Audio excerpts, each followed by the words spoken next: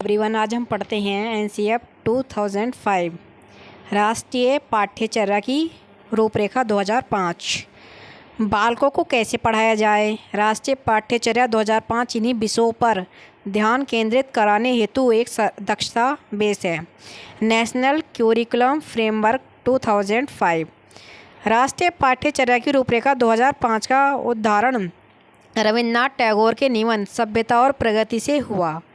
इसमें उन्होंने बताया कि सृजनात्मकता उदार आनंद बचपन की कुंजी है।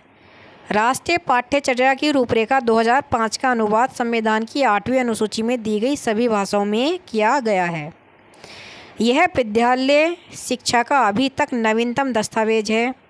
मानव संसाधन विकास मंत्रालय की पहल पर प्रोफेसर यशपाल की अध्यक्षता में देश की चुनी हुई विशेषज्ञों विद्वानों ने शिक्षक को नई राष्ट्रीय चुनौतियों के रूप में देखा है।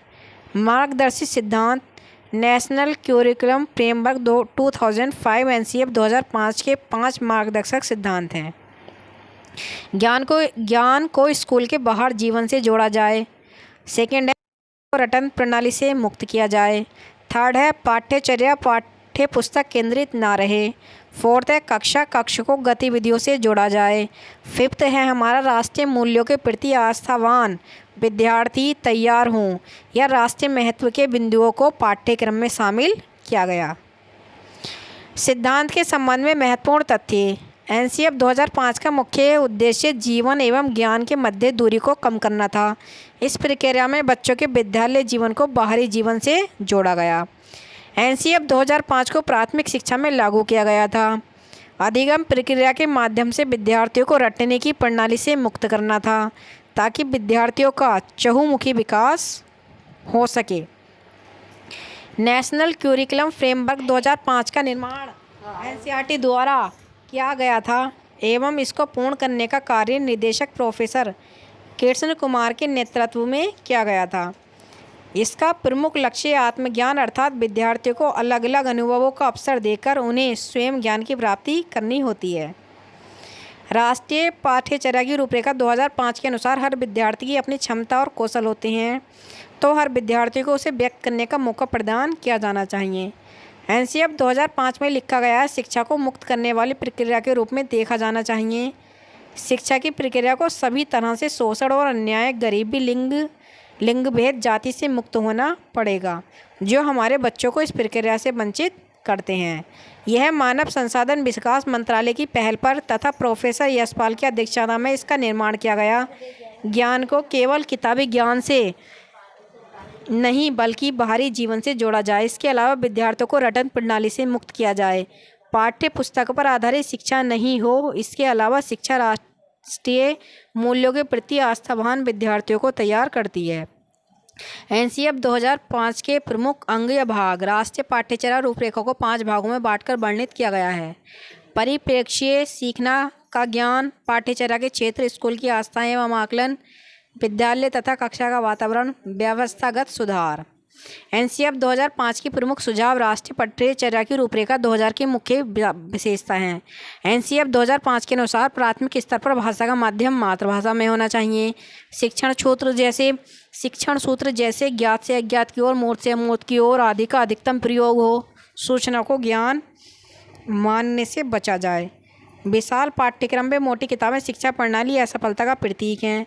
मूल्यों का उपदेश देकर नहीं वातावरण देकर स्थापित किया जाए। अभिभावकों को सख्त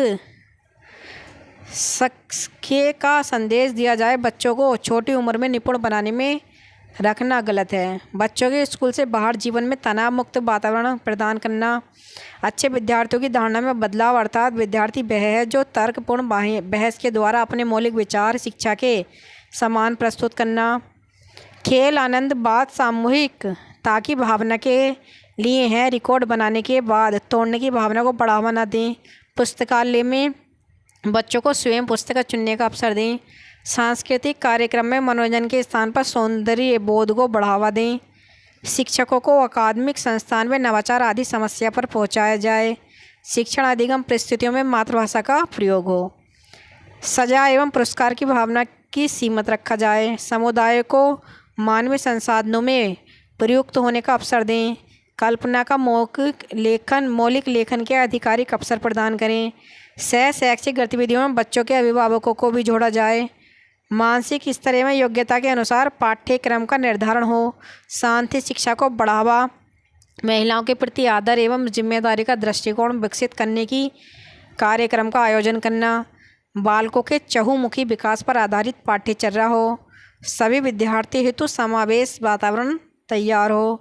पाठ्यक्रम शब्द 2 शब्दों से मिलकर बना है। पाठ्य प्लस क्रम, जिसमें पाठ्य का अर्थ होता है पढ़ने योग्य सामग्री, अर्थात क्रम का अर्थ एक निश्चित व्यवस्था अर्थात पढ़ने योग्य सामग्री की एक निश्चित व्यवस्था ही पाठ्यक्रम है।